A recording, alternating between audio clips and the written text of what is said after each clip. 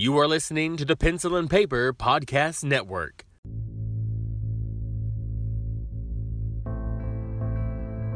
You're listening to the Horror Ramblings Podcast, the show about all things horror.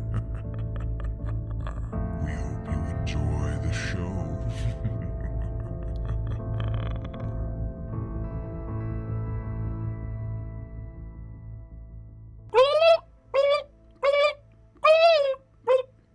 That was me trying to say, welcome everybody to Horror Ramblings, your feast for horror this week. That was the best I could come up with. It's the frightful feast of fuckery. Fear! Frightful feast of fear! Why didn't I think of that? There's a lot of F's there. Shit. Well, you know. Yeah. Hey, it's me, Stephen White, and my co-host, Lester Blosser. Gobble, gobble, everybody. I don't know. Thanksgiving, that's one of those weird kind of times that horror doesn't really fit the bill. And that's actually something we're going to talk about today. I thought that would be kind of fun. Yeah. I want to point something out, too, just real quick. Just a little pet peeve here, real quick. All right. We went from Halloween. Cool, you know. Halloween decorations out. The amount of Christmas decorations already up. Oh, yeah. I drove by a house the other day that had Thanksgiving decorations out, and I almost slammed on my brakes to cheer at the people because they had a giant inflatable turkey in their yard. And I haven't seen it in person, but I've seen pictures. I've seen a picture of these people who did their yard. They have an inflatable Santa laying down on the ground, and there's a turkey sitting on top of the inflatable Santa, and it's got a sign, and it says, "Not yet, fat boy." Nice. It's great. It's fantastic. Yeah.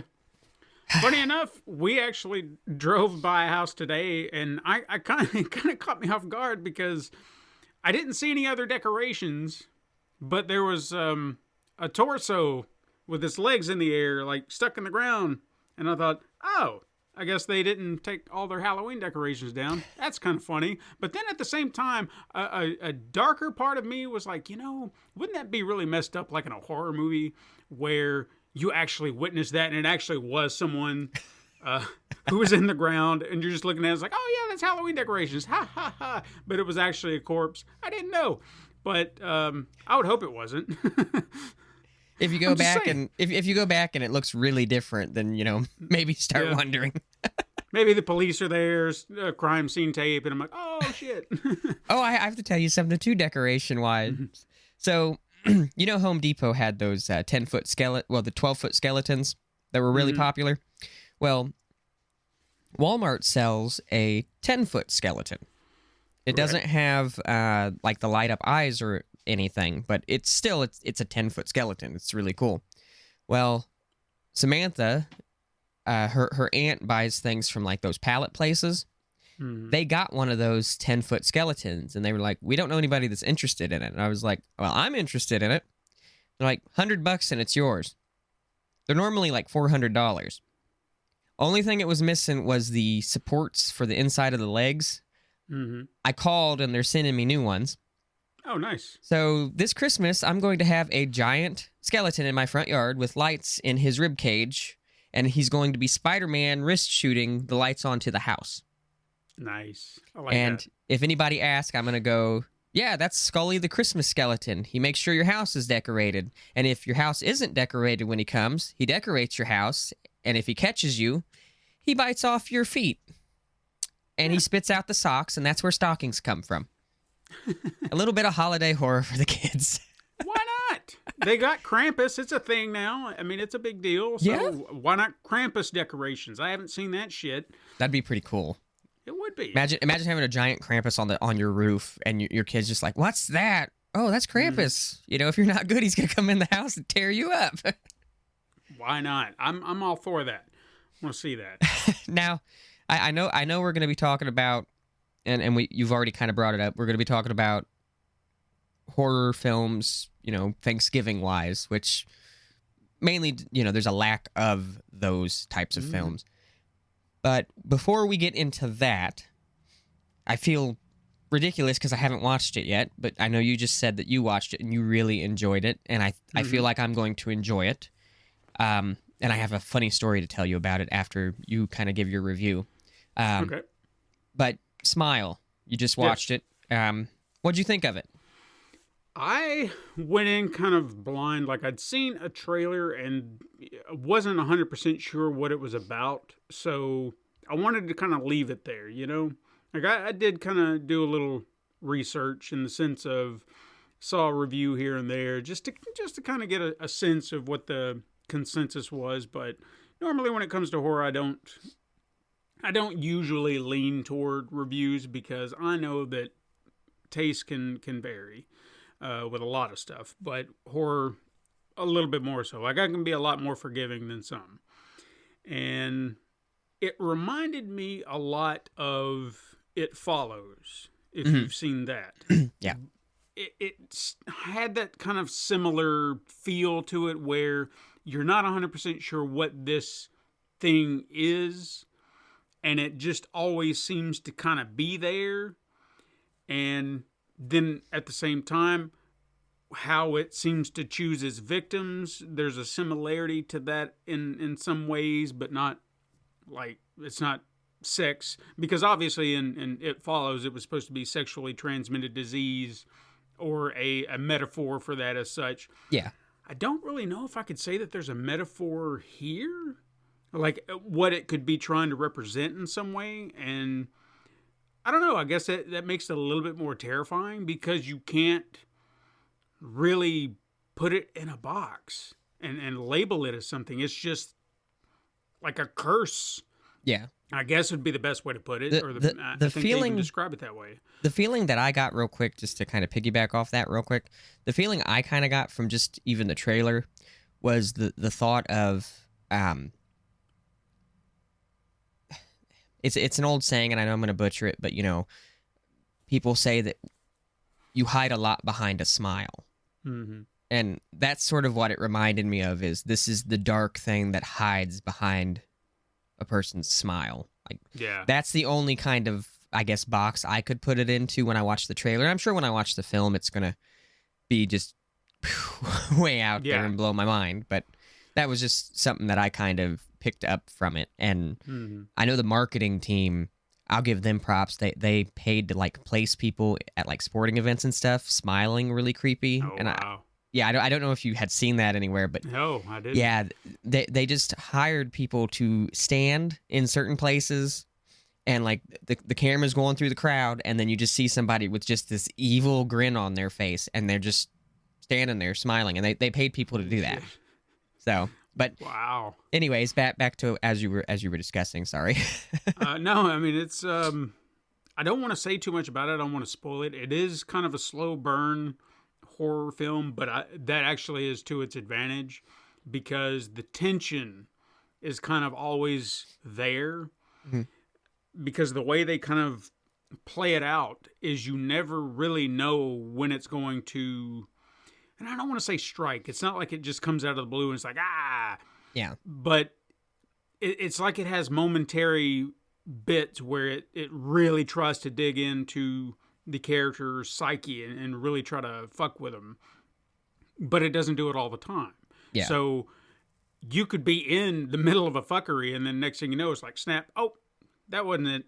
Or you can have long stretches where you're just waiting for it. Yeah. Because it feels like they're giving you a lot at one point and then there's just a brief pause.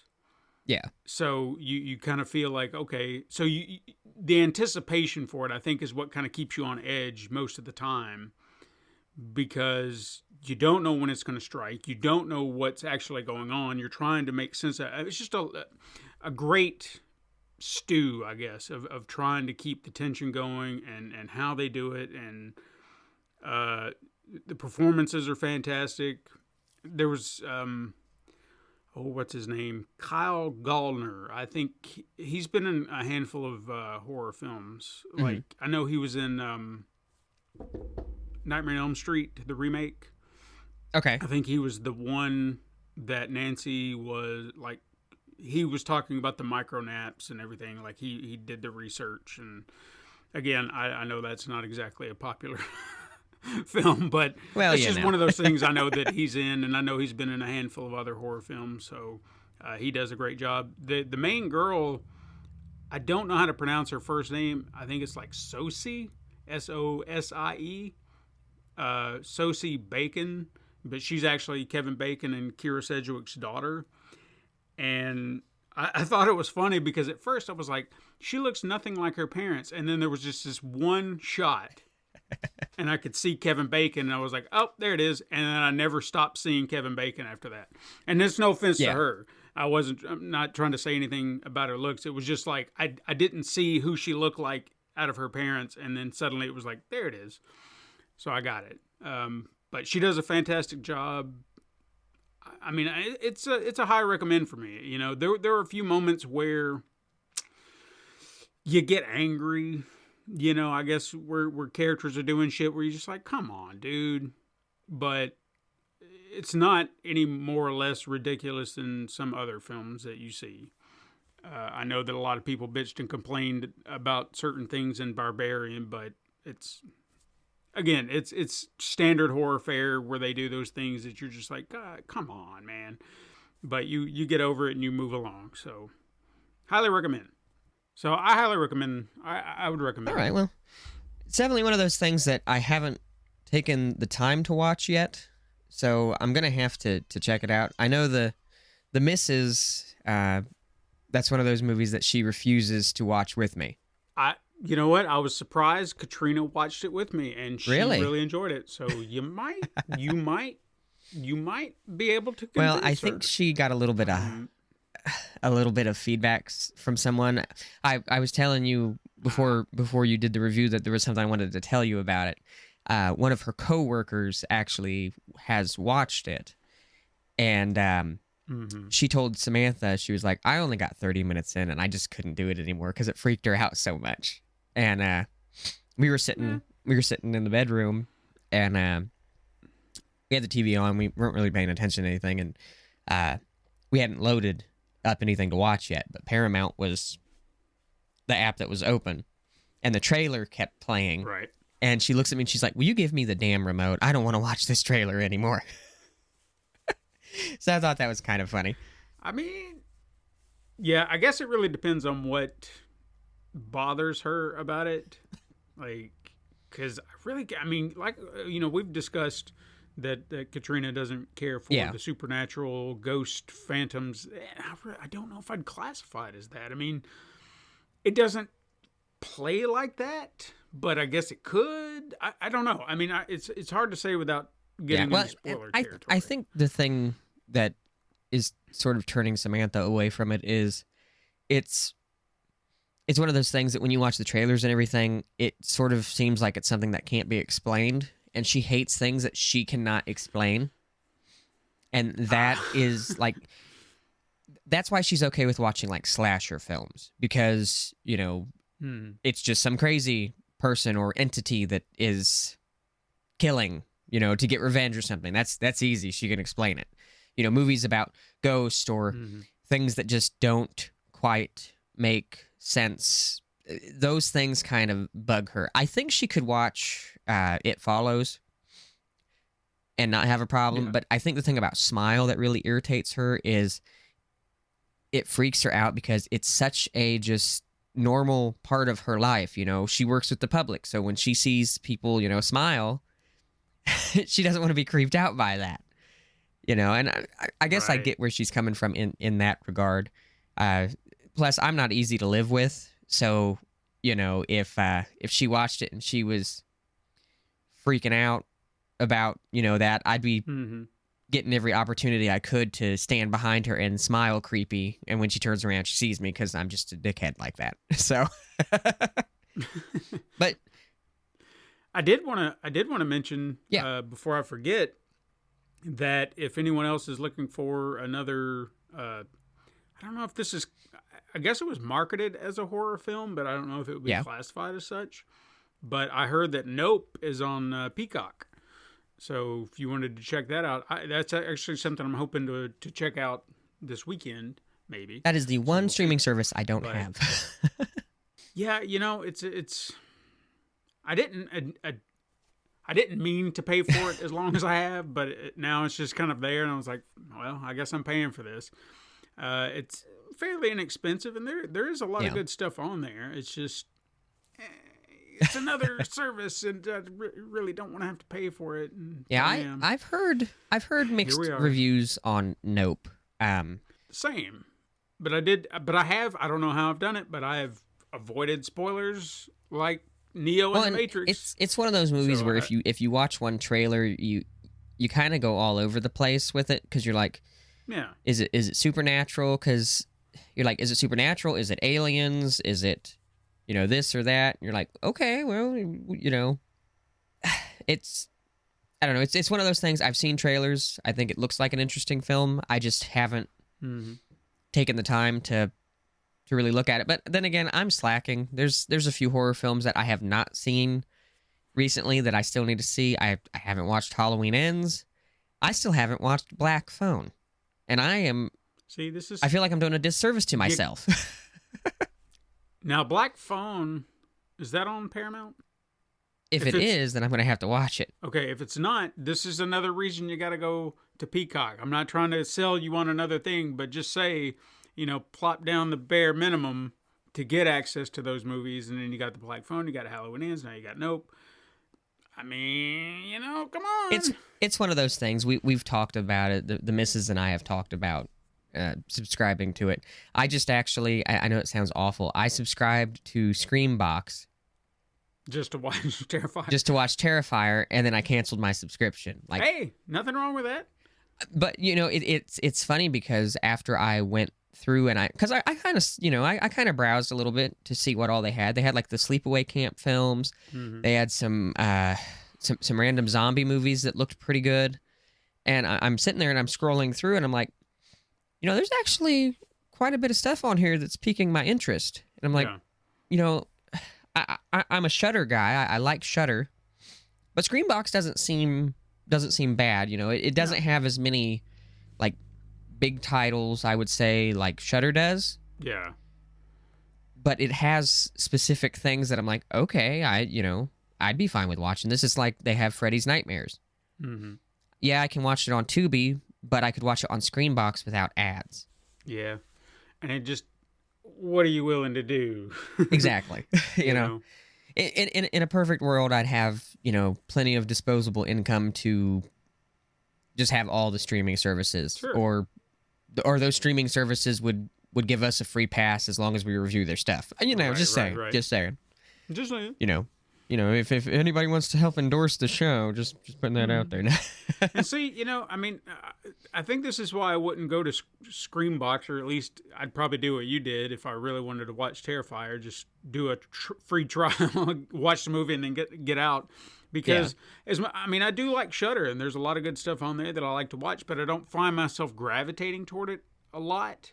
And I think that's because I'm the only one in the house that really is the one who's going to watch everything there. So I feel like the only thing I can really get anyone else to watch would be The Last Drive-In. And, that's, here and there. So every other month it's, do they have a new documentary series that I could possibly sucker into watching or something like that, And it's not, again, I don't think she is against the horror films, but some of those I think would be harder sells. Depending. I mean, she's watched a few. Like she watched Fried Berry with me, and Psycho Goreman, and Vicious Fun. Just a few that I'm thinking of that I know I've raved about. But I don't know. I know that there's a few others she probably wouldn't be. Telling you that's just another reason why we just need to we need to either invent teleportation or live closer to one another, because the women could go hang out and do something, and we could have like a man cave movie theater where we could just watch horror movies, watch comic movies, watch all kinds of stuff, and just have a good time with it. I want so bad to have movie nights. I want to have doesn't have to be a big group, just a little group of people come over. We sit and watch a movie or two, depending on what everyone's up for, and then when the drive-in comes on, that's another movie night. Everybody comes over for the drive-in. I think it would be fun, but It would. It would definitely be fun.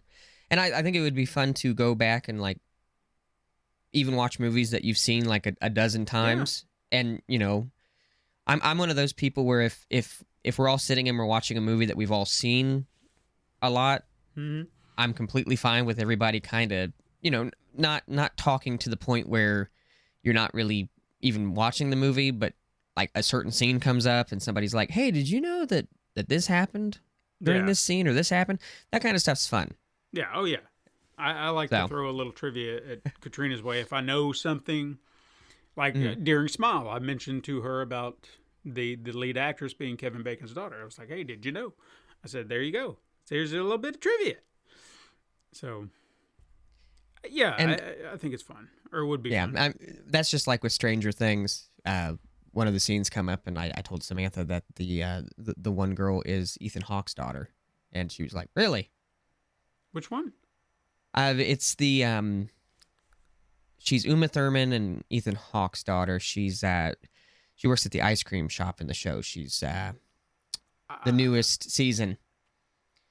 She works at the ice cream shop with the one main guy. I can't think of. I'm terrible with names, but I know who you're talking about now. Yeah, and on her, it's on her Twitter or her Instagram. She put that she's Tony Hawk's daughter as a joke. But yeah, she's Ethan Hawke's daughter, and kudos to him. Like, I know that's random, but Ethan Hawke needs to be in more horror films. I enjoy him in horror films. He's good at it. He's really good at it. Black Phone really blew me away. I mean, I've got to hand it to him. He did a fantastic job. Scott Derrickson did a fantastic job. It's highly recommend that one too. And fun little trivia fact about him, because he was in the first Purge.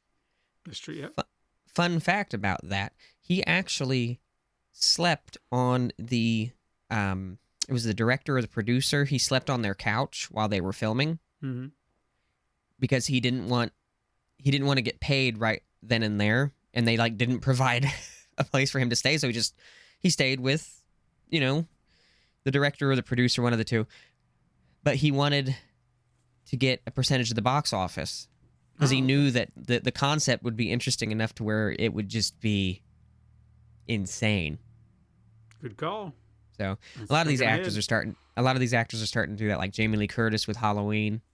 Come to find out too, and I didn't realize this. Robert De Niro, the movie that he earned the most money from was Joker. Really? Yep, that was the most money he had ever earned for a movie. Wow. Because he took a percentage of the box office. Smart move. So, see, fun little movie facts. Yeah. But anyways, we're here to talk about the Gobble Gobble season. Yeah. And I'm not talking about Hot Girl Summer, because some of them hot girls, you know, they gobble gobble, but we're not that kind of podcast, so we're not going to talk about that. Nope. Don't want to get in trouble. We're going to talk about Turkey Day. Or lack of horror films on Turkey Day, because I know one that I want to bring up. Yeah, I've got a few, but like I was kind of mentioning up front, there doesn't seem to be an abundance of Thanksgiving-themed horror, and I guess I wanted to touch on that before we get into talking about any specific movies, because with Christmas, I can go down a list.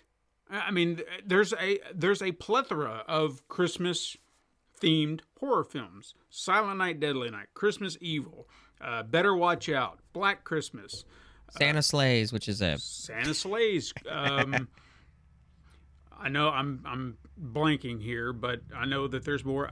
Gremlins could be considered kind of teetering on horror. Krampus. Krampus. Of course, there have been remakes to some of these films. I'm sure there are others that I'm blanking on. But there's a bunch that there's like a chronological horror film. It's a really slept on movie. It's not great, but it's not bad either. You find out this guy thinks that the elves are getting turned into zombies. He's actually a mall Santa who goes crazy, and he's killing people at the mall. Oh shit! Yeah, it's twisted, but I definitely get where you're coming from. There's not a lot of Thanksgiving horror, and I think a lot of that has to do with the holiday itself. I know that sounds weird, but the biggest holiday is obviously Christmas. Sure. Like that's the biggest holiday. That holiday's so popular that obviously people are going to make a lot of films based around that holiday. When I think of big holidays, I know it sounds weird, but I love Thanksgiving. I do, but I don't look at Thanksgiving as like a big holiday typically. I sort of just look at it like, yeah, Thanksgiving's just the filler between Halloween and Christmas. Sure, yeah.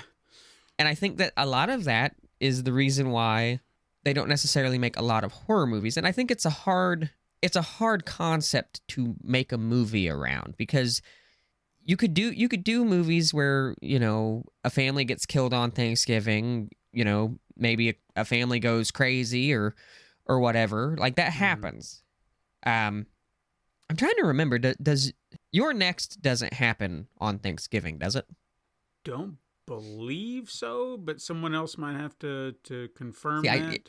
I can't remember, but that would be a great concept. That would have, you know, family gets together for Thanksgiving and all that happens. Right. And I think plus- it's just a hard thing for people to swing, but go ahead.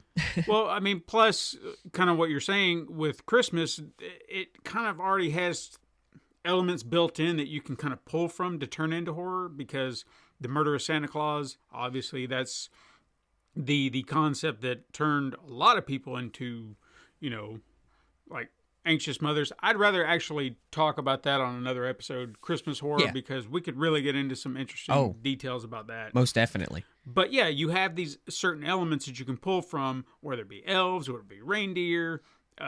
You know, there are elements that you could say, okay, these are going to kill you. With Thanksgiving, turkeys aren't necessarily the item you think of, even though people have done it. But then you'd have to go, are we doing pilgrims? Are we doing Indians? Or, indigenous people?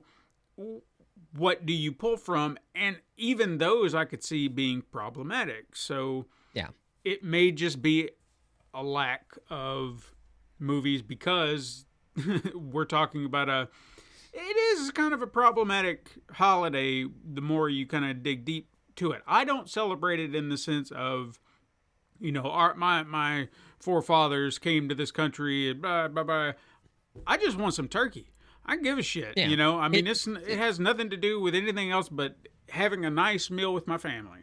Yeah, you know, that's the concept that most people look at now. And I think that, as weird as it sounds, people are brought together on Thanksgiving, just like Christmas. The only difference is there are ghost stories and there are horror stories that can be told of Christmas. Thanksgiving, it's just dinner with your family. Yeah. You know, it's so to me, you know, I think that is the reason why there's not a lot of horror films that take place around that time. But look at the irony of that, though. Isn't dinner with your family just the scariest thing ever? Especially some of your, you know, extended family, those uncles and aunts you don't want to see, and you're just like, shit. That's a horror story in and of itself, and you know it.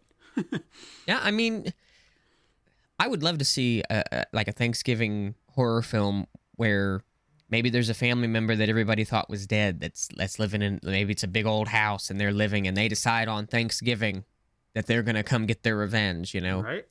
Nothing like murdering somebody with a drumstick, just saying. So. I'm all for it.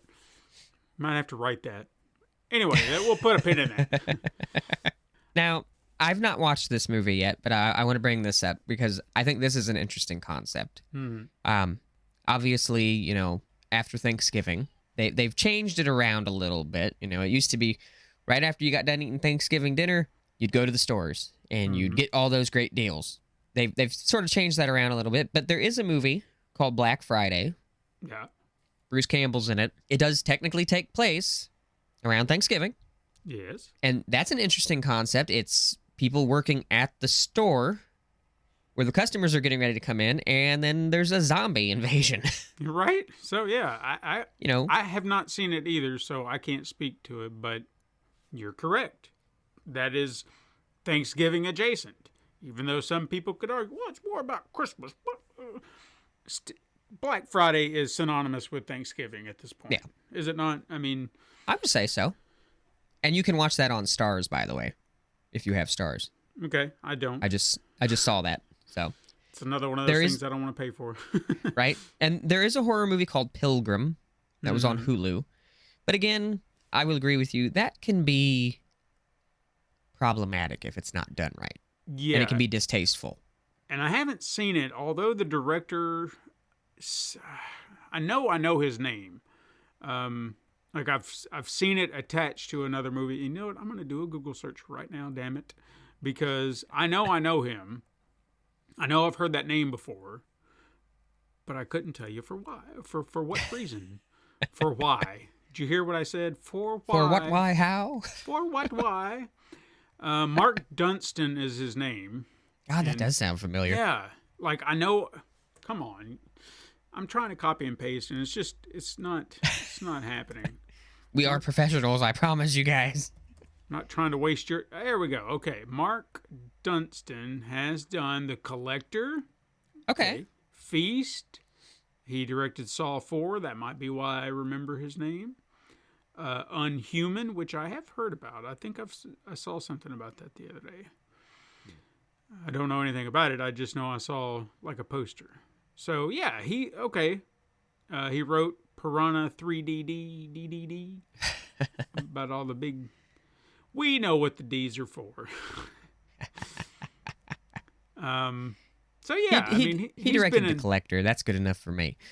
Yeah, he's written some. He apparently wrote Saw 5, 6, and 7. So, or at least contributed to them. So yeah, that's why I know his name. He's definitely been in the horror genre. So could be interesting. I don't know. I've never heard anything about it though. You know, I've not heard anything good or bad about it. So I don't know what to think about it. It's one of those things. I guess you'd have to watch because I've seen some cheesy B movies that take place on Thanksgiving and they try to do the Pilgrim thing, and it doesn't work if it's not done right. It's it no really ludicrous than that Uncle Sam movie. True. I mean, you're an angry pilgrim, come back from the dead, and be like, ah. But see, why wouldn't it be an angry indigenous person coming back to kill the descendants of the pilgrims that shot and killed him? Yeah. Look at that. See? Poltergeist. What shit? That should be. They could have turned that into a Thanksgiving film. What was it now? Poltergeist. Think about it. Now, I have to tell you, there is a movie. I think I know which one you're talking about. Poultrygeist. Yes. Directed by the legend Lloyd Kaufman. Yes, and it's on the list of things that because I typed in Thanksgiving horror films, and I'm not sure if it takes place on Thanksgiving. Yeah, I don't think it does. In fact, I don't even think there's turkeys. I thought they were chickens. It's chickens, yeah. So I don't really see how that I don't know why they associate. I have to read this though because this is like the synopsis for the movie. It says, when a fast food chicken restaurant is built on the site of an ancient Native American burial ground, the displaced spirits unite with the ghosts of exterminated chickens and transform into Native American chicken zombies seeking revenge. I've seen this movie. This was one of those films. The friend that I mentioned in a past episode, the one that passed, James Spinogle, this was one of those. We tried to enact like a movie night of sorts years ago. And this was one of those movies we watched one night. We laughed our asses off because it was just insanity. It was like, I don't know what's going on, but this is just insanity, and we're here for it. So I've seen trailers for it. That's about it. And I've seen them put a person's face in a deep fryer, and I know the gore is like over the top. And I movies that are self-aware that they're just going to be way out there are the best kind of movies because they're like, we're gonna do it big. If we're gonna be crazy, we're gonna do it big. That's why I have a guilty pleasure Thanksgiving horror film. Oh, okay. I'm gonna guess I know this one too, but continue. I want to find out. Thanksgiving. Yep. Jesus Christ. The evil turkey that cusses and talks and look at me. It's been a minute since I've seen it, but it is just so, it knows what it is. Yeah, Katrina and I watched this with a buddy of mine years ago, and I don't know what to say. It was just like, what in the shit? And I guess maybe I should have looked at it through satirical eyes. Like, they know how ridiculous this is.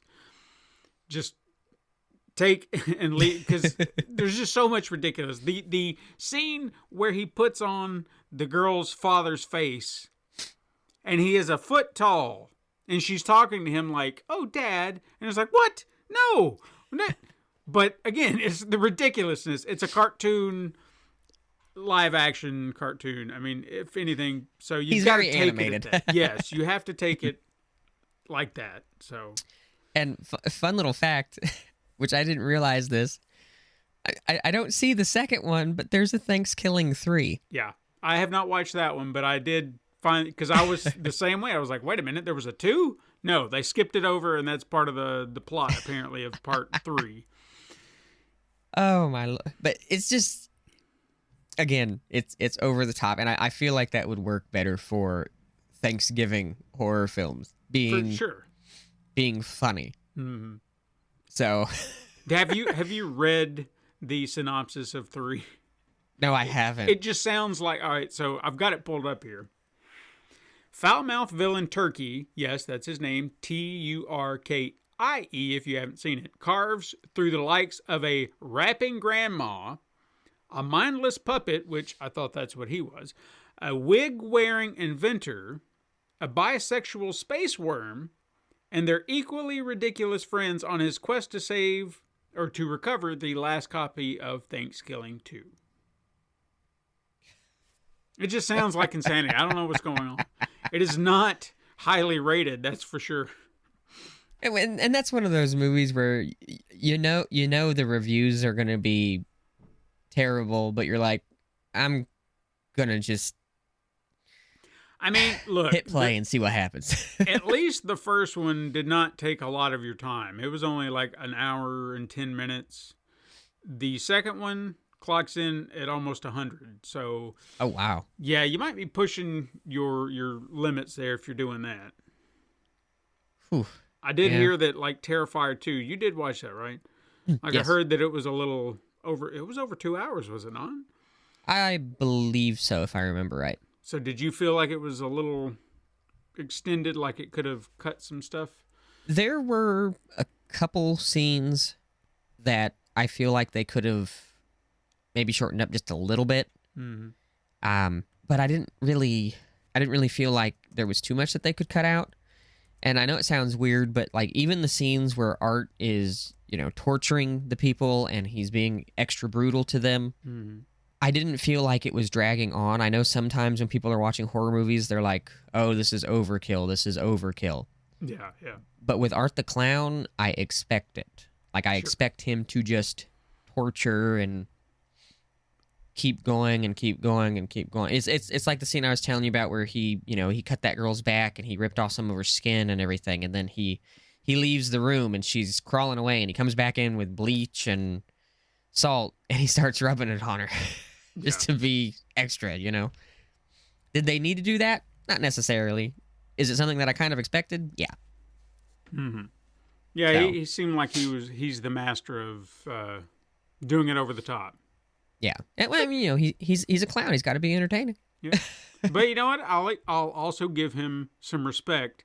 Like in the first one, where he just had enough of that one girl and just used a gun. He was like, you know what? Yeah, the hell with this. I'm done.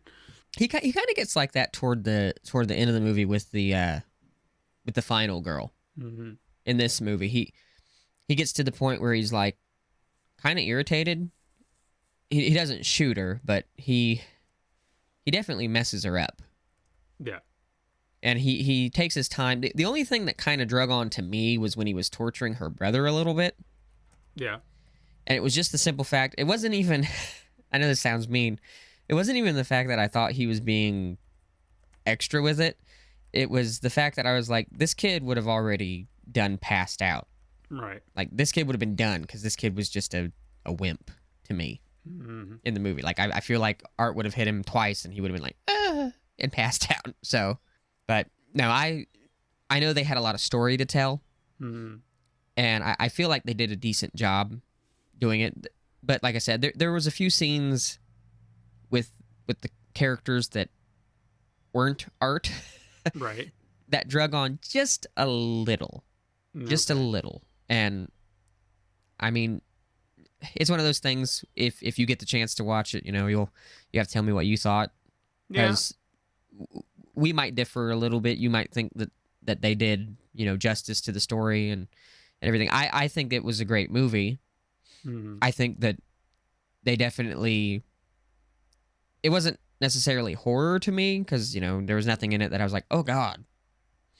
Not as much shock value as the first one because I expected it from art. Sure. But still pretty brutal. There were some parts where I'm like, man, instead of me going, oh god, I can't believe he's doing that, it was, man, art's really stepping it up. Right. The ending though, there's a post-credit scene, and more horror films should do that. But there is a post-credit scene in that movie, and that was the moment. Like the whole movie, I was like, I expect this stuff to happen. I expect this stuff to happen. Then that post-credit scene happens, and my eyes bulged out of my head, and I was like, what the fuck? Because Okay. it was just like, okay. And it really adds to the supernatural element of Art the Clown. And I know Right. that on a previous episode, we kind of talked about that, and you asked me if I felt like that detracted from the story itself and from Art. And honestly, I think the way that they did it in the second one, in that scene, Mm-hmm. it adds to the curiosity of the character. Okay. So now there's another movie I haven't seen. It's on Tubi. It's called Derelicts. Have you ever heard of this movie? Derelicts. Sounds familiar, but I don't think I've seen it. It says derelict hobos invade an upper middle class home on Thanksgiving. That's the only thing that it says. Okay. I'll give it a for the art on it, because it definitely the cover art looks really cool. Yeah. I'm looking at it right now. That is, yes. I guess it could, since it's taking place on Thanksgiving, it kind of hits that note, but at the same time, it goes against the idea of what I'm talking about. Like you got to have a movie that's dealing with the themes, but maybe not. I don't know. I guess it's the same argument people make about Die Hard being a Christmas movie. I do not agree with that at all. I'm just going to lay that out here. And anybody wants to fight me on it, let's go. But, I mean, yeah, I guess it fits to some degree. At least it's taking place on Thanksgiving. So, yeah, I'll kind of let that be. And it is, I don't know, screw it. And I do feel like that's when it comes to the Thanksgiving horror, that's the best you're gonna get. Sure. Is they take place on Thanksgiving, because turkeys really aren't scary. And it didn't help in Thanksgiving either when No, he's it's talking smartass. it's just one of those things. Like I don't know how many other stories that they could do. Let's see something weird like zombie turkeys or something. That'd be kind of interesting. That would be cool. A zombie infects a person, and maybe people are running down the streets going and attacking people. Flogging people. I mean, All right, I'm in for that. now I'm might gonna have to hit give up- Pilgrim. I'm gonna have to give Pilgrim a watch because it's got Danielle Harris in it. I didn't know that. Oh, okay. So I just saw a there's some clip. I just saw a picture, and I'm pretty sure that is her. Yeah. horror royalty. All right, I'm down for that. Let me double check. I might be wrong, but because that kind of looks like her. Watch me be wrong, and that's okay. Shit happens. That's okay. I mean, I didn't catch any names. Of course, I wasn't really looking either. But I mean, It's just some girl that looks it's not her, but it's a girl that looks an awful lot like her. all right. Well, that's a Which shame, but it's okay. I mean, I'm still down for that. It's so hard to get people into. A lot of actors like don't want to join on to these Hulu projects or the Netflix projects.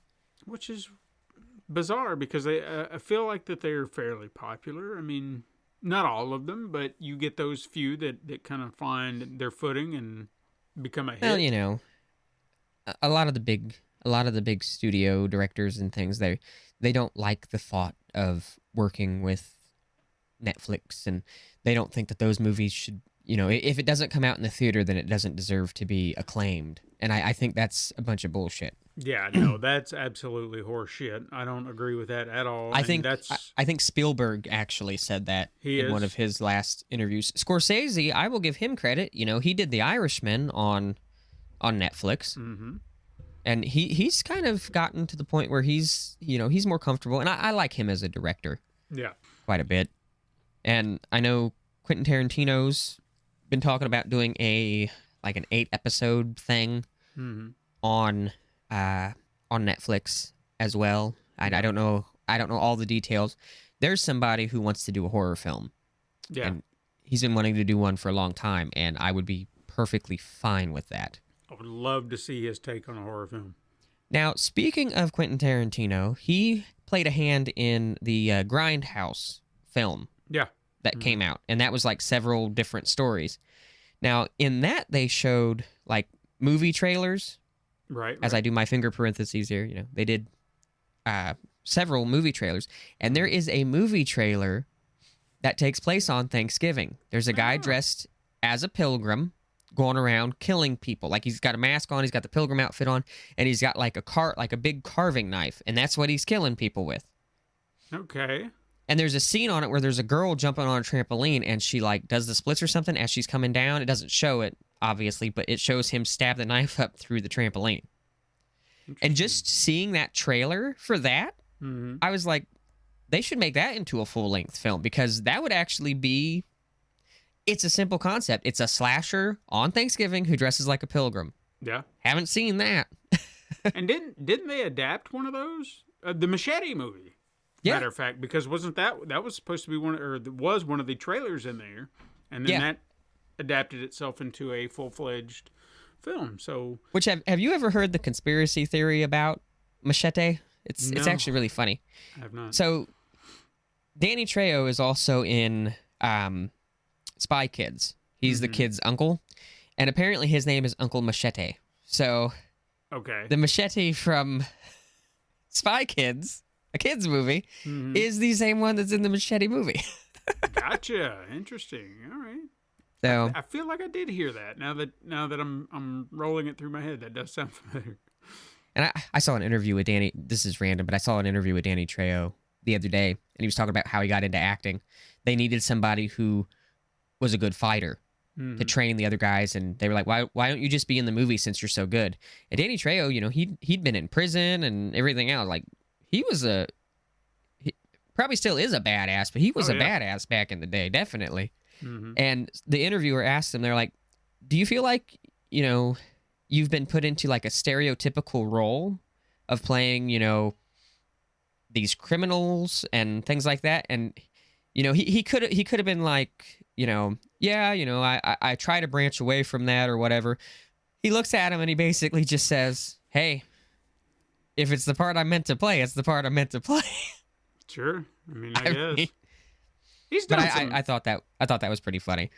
Yeah, I mean, he's stretched out a little bit. I mean, I remember seeing him on The Flash, and he was, he kind of still a badass, but plays kind of I guess it was a bounty hunter, like a multiversal bounty hunter, and I thought, hey, that's cool, and he could be his tough, I'm coming to get you, man, and then sweet and soft and all that stuff.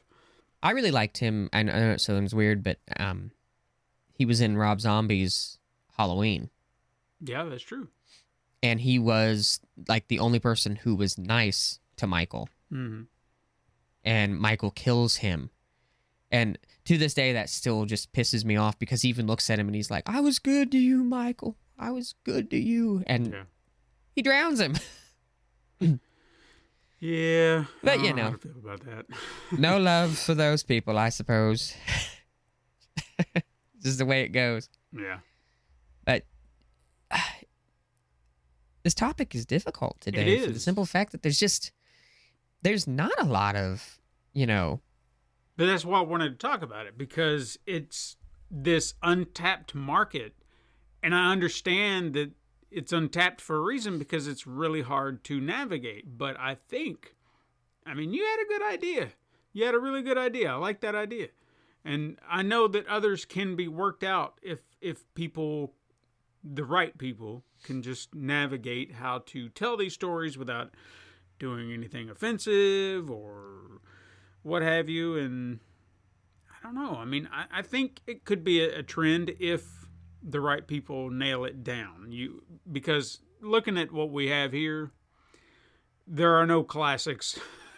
There's definitely improvement to be made. Now, another concept to kind of throw out at you, because this is something that I really enjoy. We used to go get like random movies. My uncle and I used to go get random movies all the time at Family Video or what have you, Blockbuster. We'd go to wherever we could. And I had this fascination with horror films about scarecrows for a really long time. Okay. I just thought it was a cool concept. Now, I could see like a Candyman-esque kind of deal where somebody gets killed on Thanksgiving and they hide the body out in the woods, dress it like a scarecrow in the field, crazy stuff like that happens. Yeah. But it would be kind of interesting to see like a Thanksgiving horror movie where the disembodied spirit of someone possesses an old scarecrow and goes on a killing rampage. I think that would be kind of an interesting concept. I don't know how useful that would be. They could even heighten it. You burn one scarecrow, the spirit goes into another or something of that nature. I don't know. I would love to see more killer scarecrows. I know that sounds weird, but I think it's that's related to fall to me, to autumn, to that time of year. Right. Thanksgiving's time of year. And everybody talking about Thanksgiving, it was a good harvest, and there's movies like Blood Harvest and things like that. Mm-hmm. But just a menacing looking scarecrow with a sickle, just they're ripe for horror movies. The design alone. I mean, I've seen some creepy scarecrows. Yeah. So it's ripe for it. I can agree with that. There needs to be more. But I think that would be a good market for a Thanksgiving style movie. You could have you could do slashers. You could have a supernatural slasher. Mm-hmm. I can't remember the movie, but there's a movie where, and this is kind of off topic, but Thanksgiving wise, but I cannot think of the movie. But the cops are out at the end of the movie. They're out and they're looking at a scarecrow, and the officer looks in the eyes, and it's a real person. And it's like a backwoods town. They shoot the guy. They just shoot him. Yeah. Because they think it's the villain. It was actually an innocent person. They shoot and they kill him. Sound familiar. Yeah, I know it's happened in like a few movies, and I think it was like a remake that it happened in, but it's happened before. There's a TV show that it happened on too. I think it happened on one of the there's a Tales of the Crypt episode. Maybe where that's what I'm thinking of. There's a pretty young thing that lives on the farm, and the old dad, the old man on the farm wants to fool around with her, and she keeps having these fantasies about the scarecrow coming to life, and he's dressing as the scarecrow so he can, and somebody stabs him with a pitchfork. Okay. But no, I think that would be an interesting direction to go Thanksgiving wise. Maybe do some, supernatural things like I said, like scarecrows or something like that. And I think that would be just maybe get away from the family dinner aspect of it, still have that, but talk about the other things with things. It's toward the end of the year. It's when, all of the produce and things has been, it's been harvested. You have a good harvest. You feast from, what you've grown, what you've made. Yeah. Maybe feed off of that concept a little bit. See, you were even talking about Your Next. I mean, that would have been a perfect kind of played with that on Thanksgiving. Yeah. What was that? There was another one too that was kind of similar to that. What was it? It was about a woman. She's brought home to a family, and then she starts to be hunted. And it's a game to these people. Samara Weaving is the lead. Damn it, I know this movie. It's not called The Hunt, is it? No, I feel like it had a kind of a... Ready or Not. There we go. Did you ever see that? Let me look it up real quick because it sounds familiar. I mean, I feel like it's something you would have watched. I don't think you would have missed this one. Yeah, she marries into the family, and they're famous. The family's famous for making a bunch of like board games and everything. Right. And they had sold their souls. Mm-hmm. And whenever somebody comes into the family, they hunt them. Right. And if they survive, then I think I can't remember exactly if they survive until the morning or something, then they get to join the family. If they don't, then yeah. Yeah. Because at the end, she basically tells them all to go fuck themselves, and they all like start exploding. Yeah. Spoilers, everybody. Spoilers. But yeah, that was one of the. Yeah, I really liked that movie. That could have been a Thanksgiving movie. Come on, could have been. About it. And I like the girl that's the main character in that because she's in the Babysitter and the Babysitter Killer Queen. Yeah, she's top notch. I really like her. Hugo Weaving's daughter, I do believe. Oh wow. Yeah. Yeah, no, I really liked her, and I really liked her in The Babysitter, and I love how they give her character redemption in the second one. Like, you think she's the bad guy, and then you come to find out everything she did was for a good reason. Okay. So have you seen those? I don't think I have, but I have heard of them, yeah. If you get the chance to watch them, they are actually... They're actually pretty good. They were on Netflix, correct? Yeah. They're more on the comedy side. Mm-hmm. They kind of gave me Tucker and Dale versus Evil vibes with the comedy. They are kind of gory, but they are really funny. And the boy that's in it, he's hilarious. Because in the first one, he like accidentally kills all these people. And like it's funny. And there's this one guy, he's like a jock. The kid wakes up after being knocked out, and he looks, and the very first question he asks is he looks at the guy and he goes, "Why is his shirt off?" And the guy's like, "Really? That's your first question?" Like just a bunch of stupid stuff like that. But all right, I might give that a watch. And I know you're not a big fan of Nick Cage, but there's another movie that could have been really good to take place on Thanksgiving. It's called Mom and Dad. I don't know if you've seen that. It sounds familiar, but I don't think I've seen it. It's phenomenal. It's on Hulu. Mm-hmm. If you get the chance to watch it, please take the time to watch it. It's basically this signal goes out all over the place, and it makes parents basically go crazy and makes them want to kill their kids. Okay. And my favorite part in the whole damn movie is in the earlier part of the movie, Nick Cage's wife is like, "Remember, honey, your parents are coming over for dinner tonight." Mm-hmm. And later in the movie, they're about to kill their kids, and there's a knock at the door. And she goes, "Honey, remember your parents?" And they open the door, not thinking, and his parents try to kill him. And the guy that plays his dad is Lance Henriksen. Ah, nice. Which just makes it even more badass. So, one of those that it would have worked on Thanksgiving because family would have been together. Yeah. So, okay. But no, I think there's a lot of untapped potential. Sure, yeah. So, but what about you? You have any concepts that you think would really work real well for Thanksgiving horror? I mean, now that we're kind of talking about it and going through, there are just a lot of details that don't worry about Thanksgiving as you need a killer element like a pilgrim or an Indian or turkey or some stupid shit like that. I think it really needs to base around a family gathering. So becomes family horror. And obviously that concept could wear itself thin pretty quick, but I think you could do something with the family element, whether it be something stalking a family, something the killers within the family.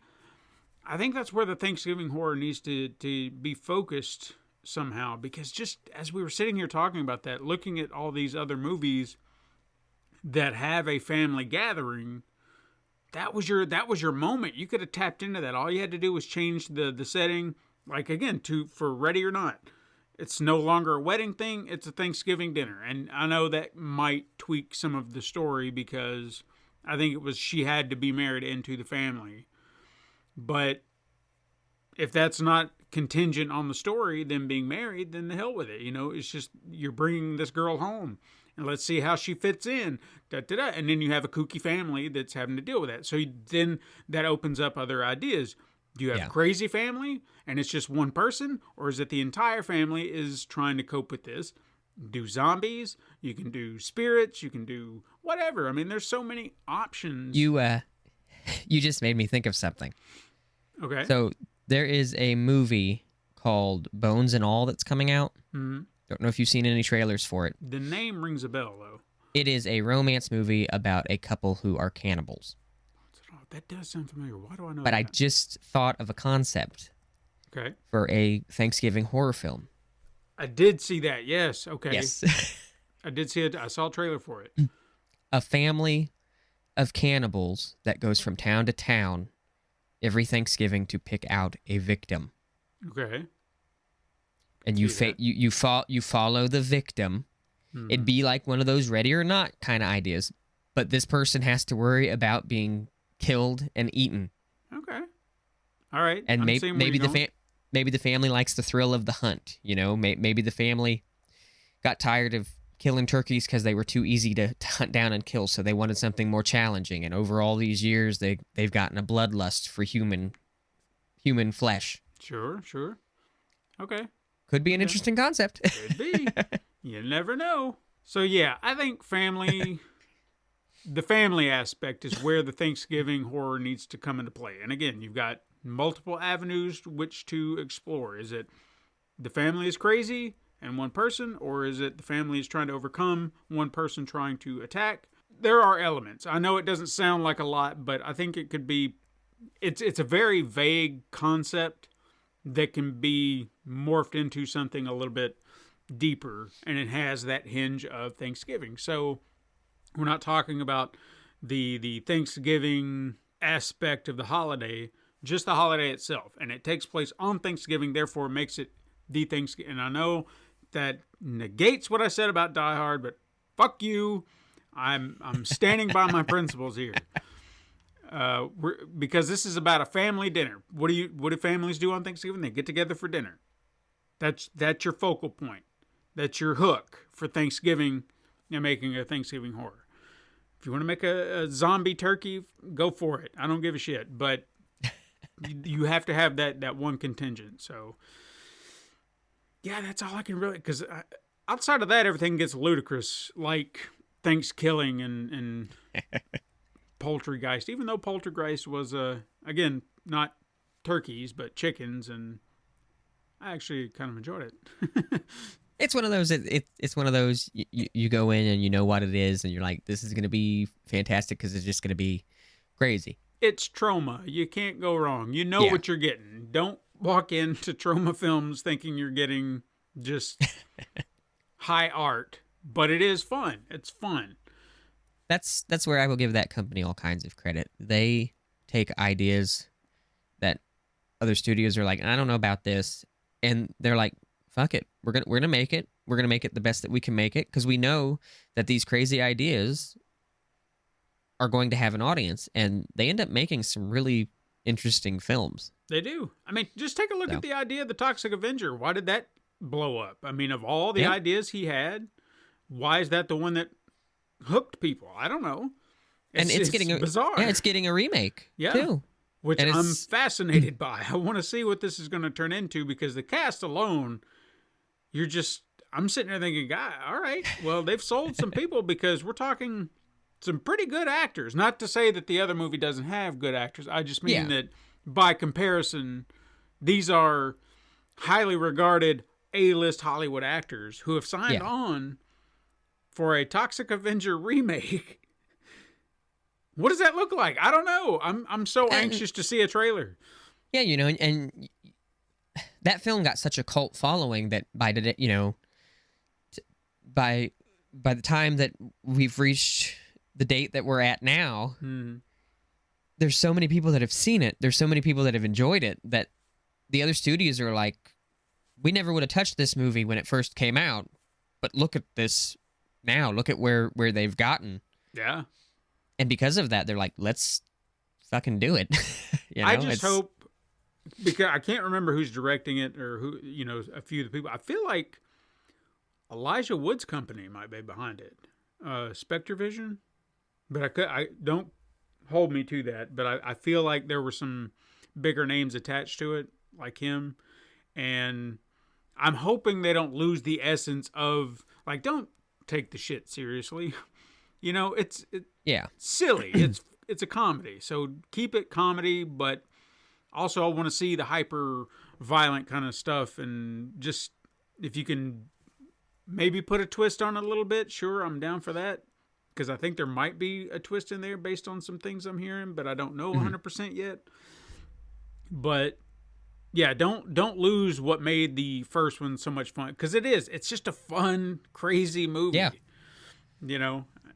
And if I can say one thing, I hope, as weird as it sounds, I hope they keep it just a little gritty. Yeah. Because there's something about that look. If they try to clean it up too much, I think it will take away from it. Obviously, effects have gotten better, so, go ahead and make the effects, a little bit cleaner, a little bit nicer, but keep some of that grittiness. Like, there's a fine line. Modernize it, but keep it just a little gritty for that nostalgic aspect of it. So, yeah. I almost forgot. This is not Thanksgiving related, but the Mean One, the horror movie Grinch film. Yes. Is slated to come out December 15th. Oh, okay. And I'm pretty sure it's this year. So. Okay.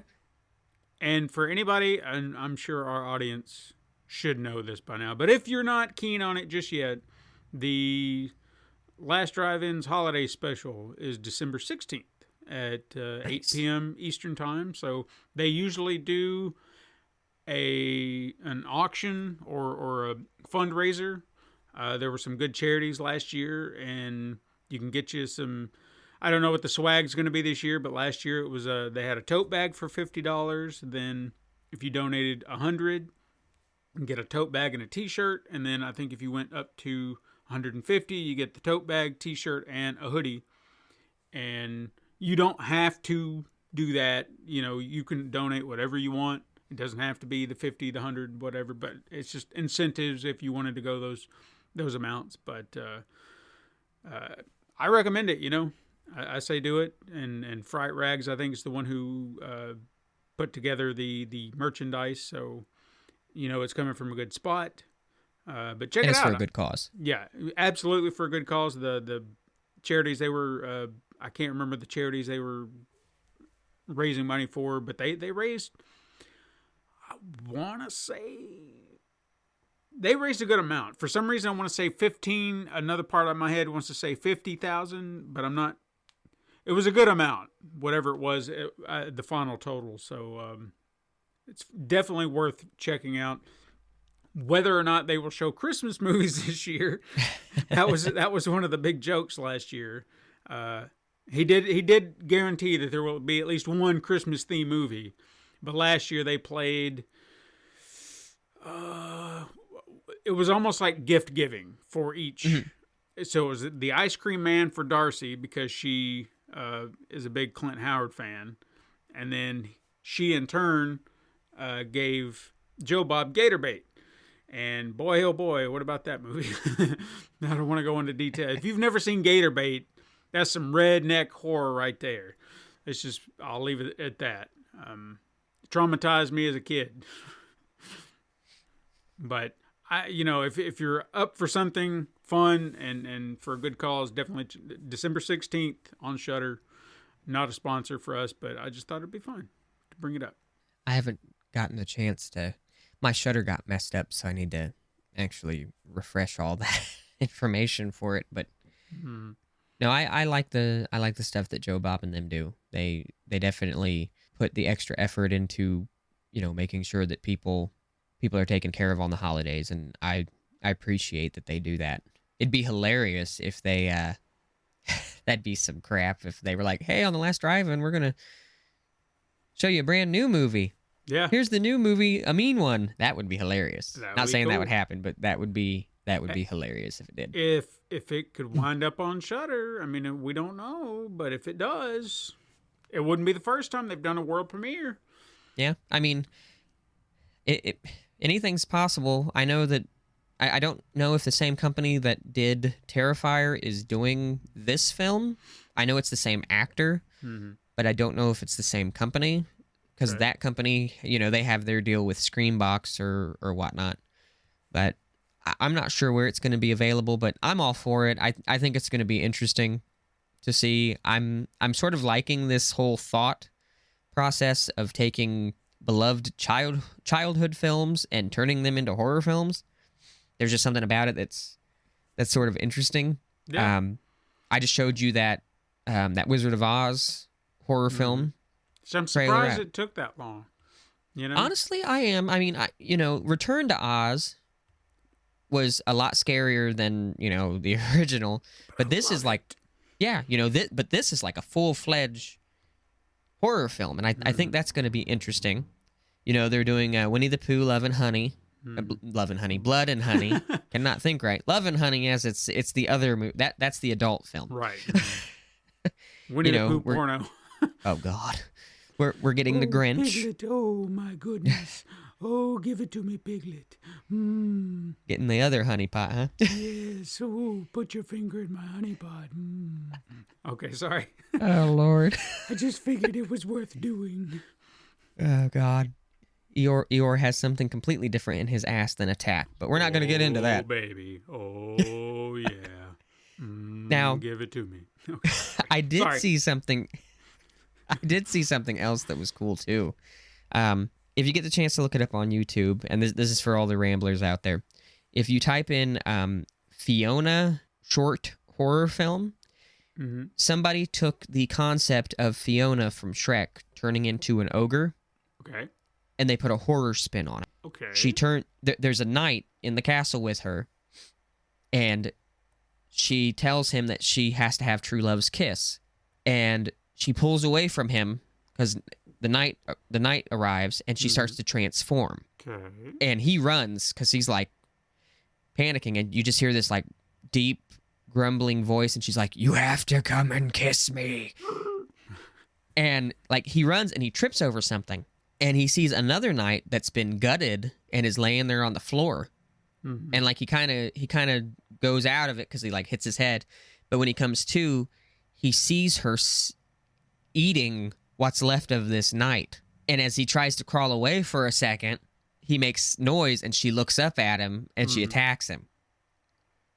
But it was just a very simple concept from a kid's movie that they turned into something horror related. And it actually, I had seen it posted up somewhere, and I went to YouTube and I checked it out, and it was interesting to say the least. But I'm all for it. Sure. I think it's cool that they're doing all these all these horror films. I saw a picture the other day. It was a Toy Story picture. All the toys were sitting there, and there's a Chucky box, a good guy doll box on the floor. And one of the toys says to the other, "Oh, look, Andy got a new toy." And I'm just thinking about, like, if that stuff was made into, actual movies. And I'm just like, that would be an interesting concept. Yeah. Speaking, I don't want to go off too deep with this, but Chucky, the second season, I'm assuming just ended. I think they had only 7 episodes this season, other than 8 from last. But they did some interesting stuff this year. I don't want to say too much, but they opened up a few. Well, let me rephrase that. They explained a few things that may have been like loose threads from previous movies that I was really surprised by. I was like, oh, okay. And then did some really interesting stuff. I'm sure you've seen the Glenn and Glenda return, like yes. their children. I don't want to say too much about it, but something, if you've not seen it yet, but the approach they took to Glenn and Glenda, I don't think you could have, that was a perfect way to approach that character. Both of those characters. I say or one or both because it is kind of, was at one time one person. Split personalities. And now they are separate, but still there's elements where you can kind of see that what they did to them kind of they feel incomplete.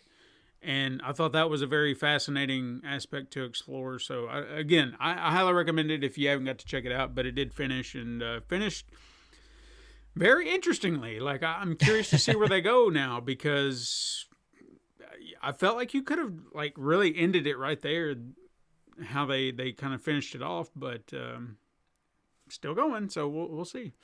So compared to the first season, would you say that it's getting better?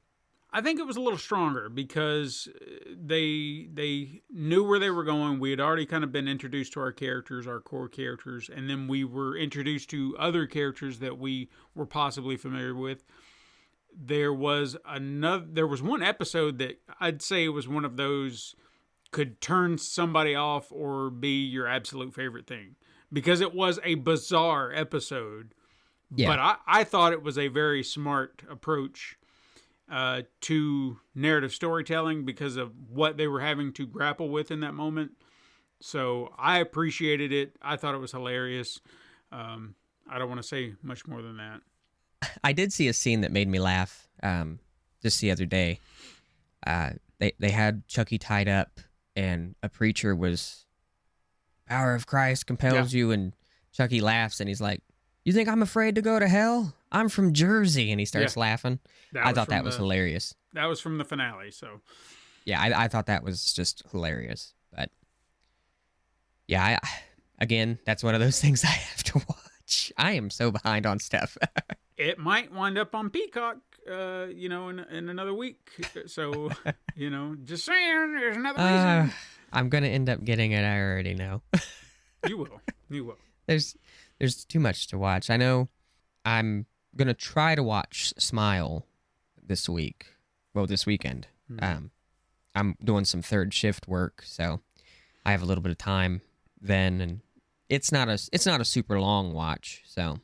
No, I think it's like an hour and 45 minutes or something like that. Yeah, it clocks 55 maybe. Closer to 2 hours, but I mean, I always kind of look at that, especially now.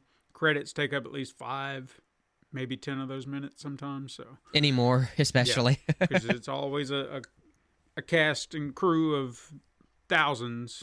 So hey, I guess at least they're giving them credit. Sure, at least they're giving them that. Yeah, I'll say that. But no, I with the Thanksgiving horror, there's a lot of untapped potential, like we were saying. Mm. But I feel like most of those movies are guilty pleasure movies because they're just crazy concepts that are just mind blowing. Yeah. So, I mean, they're all really ludicrous. I can't speak to one of them to say, oh yeah, this is the one. This is the one that's gonna set it on the map. I can't. Right. For what they are, it's just like, I guess they're all right, but they're not the key Thanksgiving movie. Christmas has tons of movies that you can watch for the season. Thanksgiving, we're not there yet, but we're going to get there. Eventually. That's my hope. We will get there. We've got Halloween, which is a huge time for horror films, obviously. Christmas. Mm-hmm. They make 4th of July horror films, they make spring break horror films. Hell, the Leprechaun series is all for St. Patrick's Day. There you go. So we'll get there. Mm-hmm. And I know one of our next big conversations is going to be Christmas horror films. Sure. And Lord knows there are plenty of those. Mm-hmm. No, but we'll I have haven't a fun time with that. Oh yeah. No, I've got a few that come to mind. I'm not going to bring them up yet because I know I would jump down the rabbit hole of that conversation. But I don't really have anything else on Thanksgiving horror in that regard. If you don't have anything else, I'll let you do what you do best. Tell those wonderful listeners where they can find us. Well, there you go, Ramblers. Let us know what your thoughts are on Thanksgiving horror. Do you have any recommendations? Something that we may have missed? Do you have a favorite? Do you not have a favorite? Do you think it's a stupid concept? I don't know. But let us know on Twitter at Horror Ramblings. Although I will say Twitter may be dying soon, so Maybe we'll have to find a new home. I don't know. I'm not going to get into it. It's not my business, but I have been kind of searching around just in case. But if you've got more to say and tweets may not be available anymore, you can send us an email still. So you can do that at Horror Ramblings. And if you love other social media groups that aren't being run by a megalomaniac who has billions of dollars and is trying to destroy a company, you can follow us on Facebook. Oh, shit. That is also one. It's still going, though. And you can join our Facebook group over there until the metaverse destroys that as well. And you can hang out with other fellow horror fans like yourself if you want to. I think Instagram is still a thing. You can find us over there at Instagram, and you can see the assortment of horror images that we might put up. It's still safe for now. Discord. Hey, we do Discord. You can come join us over there. It seems to be safe. There are no, crazy people trying to tear it down. So, yeah, fingers crossed that that's not going to happen anytime soon. Join us in Discord, and then we won't have to worry about all these social media sites. You can just come there, and we'll sit in the Horror Ramblers room and just talk horror stuff, And you got to have a secret pass for that. So you got to tell us you're a Rambler, and I'll let you in. That's how amazing we keep it over there. You got to be in the in crowd for that. If you're feeling generous and you want to support the show, you can head on over to patreon.com/pencilandpaperproductions to chuck in a buck and help this and other shows like it grow. If you want to say nice things about the show, head on over to Apple Podcasts and leave us a beautiful 5-star review. Express your feelings, help the show grow, and do that very same thing on Spotify if you'd rather. And even answer the questions and polls that we post up every single week. It's all appreciated. But most importantly, tell your fellow horror fiends. Jesus Christ. I can't talk. Tell your fellow horror fiends to search for Horror Ramblings on the preferred podcasting platform. And if nothing else, when Twitter's dead and all these social media things fall apart, you can still keep up with any and all things at pencilandpaperproductions.com/horror-ramblings. I'm not selling that to a damn millionaire. So just remember that. You can always catch us there. Links are in the show notes for your convenience. And remember, guys, stay spooky out there.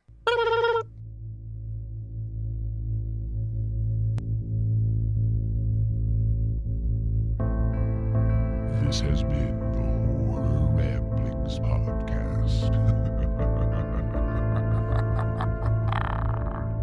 Join us next time for even